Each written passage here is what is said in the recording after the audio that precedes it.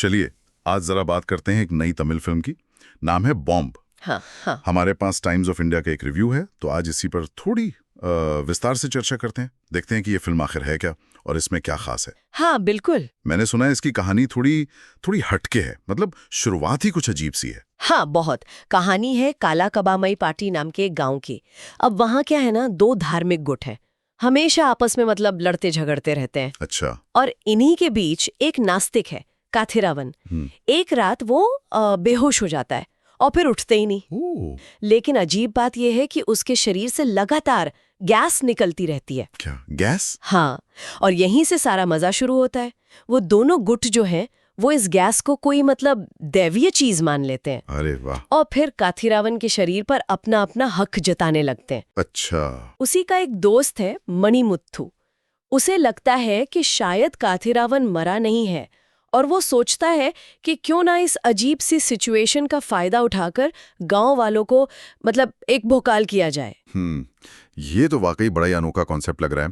तो रिव्यू में फिल्म की बेसिक जानकारी क्या दी है, रिलीज वगैरह? हाँ, रिव्यू में है कि तमिल ड्रामा है, करीब 2 घंटे 19 मिनट लंबी है, 12 सितंबर 2025 को रिलीज हुई है और इसे क्रिटिक्स और यूजर्स दोनों ने ही लगभग 3.5 स्टार दिए हैं। 3.5 स्टार, ठीक है। तो ये कहानी कहने का अंदाज कैसा है, मतलब क्या ये कोई लाउड एक्शन टाइप फिल्म है? नहीं नहीं, बिल्कुल नहीं। रिव्यू के हिसाब से डायरेक्टर विशाल वेंकट ने इसे बहुत शांत तरीके से फिल्माया है, जैसे कोई गांव का नाटक होता है ना। अच्छा। फ्रेम बहुत सिंपल है, रंग भी ज्यादा चटकीले नहीं, फोकस डायलॉग और माहौल बनाने पर ज्यादा है। ये शोर शराबे वाली फिल्म नहीं है, बारीकियों से किरदारों की प्लेसमेंट से बात आगे बढ़ती है। और इसके जो व्यंग की बात हो रही है, सटायर की, वो कैसा है? क्या बहुत तीखा है, मजाक उड़ाने वाला? नहीं, रिव्यू तो यही कहता है कि व्यंग तीखा नहीं है, हल्का है पर सोचने पर मजबूर करता है।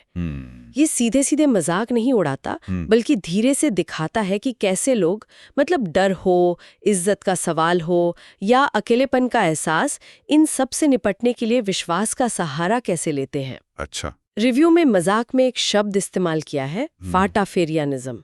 क्या? फाटाफेरियानिज्म। हाँ। मतलब एक अजीब हास्यास्पद सी स्थिति को पूरी गंभीरता से लेना। वाह। अच्छा, एक्टिंग के बारे में क्या लिखा है? अर्जुन दास हैं शायद लीड रोल में। हाँ, अर्जुन दास ने मणिमुथु का रोल किया है और रिव्यू कहता है कि वो इस रोल के लिए एकदम सही चुनाव है। उनका अभिनय बहुत ही शांत और ठहरा हुआ है।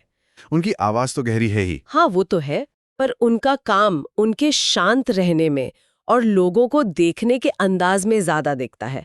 खासकर उन लोगों को जिन्होंने सुनना ही बंद कर दिया है, उन्हें वो कैसे देखते हैं। और बाकी कलाकार, खासकर वो जिनका किरदार इतना अजीब है, मेरा मतलब काथिरावन का। हाँ, काली वेंकट जिन्होंने काथिरावन का रोल किया है, उनका काम सबसे अनोखा बताया गया है। पहले एक नशेड़ी के तौर पर और फिर बाद में लगभग बिना हिले डुले लेटे हुए भी वो सबका ध्यान खींचते हैं। ये कमाल है। सही बात है। शिवत्मिका राजशेखर का भी सधा हुआ अभिनय है, जो कहानी को जमीन पर रखता है। और नासर, अभिरामी, सिंगमपुली जैसे सीनियर एक्टर्स भी हैं। वो सिर्फ नाम के लिए नहीं, कहानी में गहराई लाते हैं। अच्छा, तो एक्टिंग दमदार है। वैसे फिल्म दिखती कैसी है, सिनेमेटोग्राफी, संगीत वगैरह? देखिए, पीएम राजकुमार की सिनेमेटोग्राफी गांव के माहौल को अच्छे से दिखाती है। रिव्यू के अनुसार टोन जानबूझकर थोड़ा एक जैसा रखा गया है, शायद गांव की एक रास्ता दिखाने के लिए। ज्यादातर सीन रात के हैं। और संगीत? दी इमान का संगीत काफी विविध है। कहीं एकदम शांत है तो क्लाइमैक्स में पूरा ऑर्केस्ट्रा बजता है, बीच में एक रॉकिंग ट्रैक भी है। साउंड डिजाइन भी शायद फिल्म के सेंट्रल मजाक की तरफ इशारा करता है, ऐसा रिव्यू में लिखा है। अच्छा, तो कुल मिलाकर अगर देखें रिव्यू के हिसाब से फिल्म की सबसे बड़ी ताकत क्या है और कहाँ थोड़ी कमी रह गई? देखिए, ताकत तो फिल्म का इरादा और उसकी बारीकियां हैं। ये ना तो गांव वालों का मजाक उड़ाती है, ना ही उनकी तरफदारी करती है।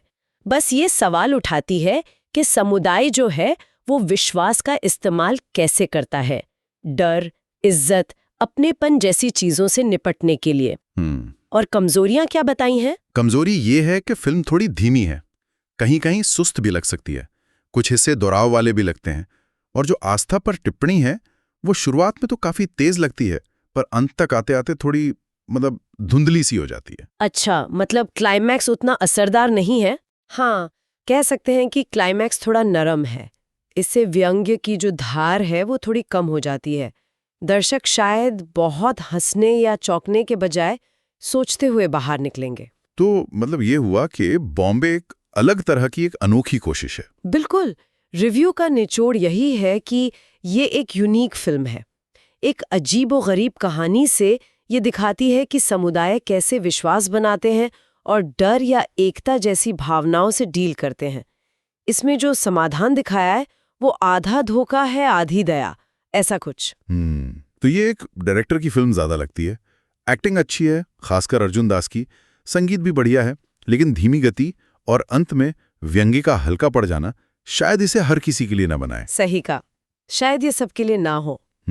और अंत में एक सवाल शायद हम सोचने के लिए छोड़ सकते हैं। हाँ, कि कितनी बार ऐसा होता है कि समुदाय मतलब हम लोग ऐसी घटनाओं या ऐसे विश्वासों के आसपास एकजुट हो जाते हैं जो बाहर से देखने पर शायद बिल्कुल बेतुके लगे।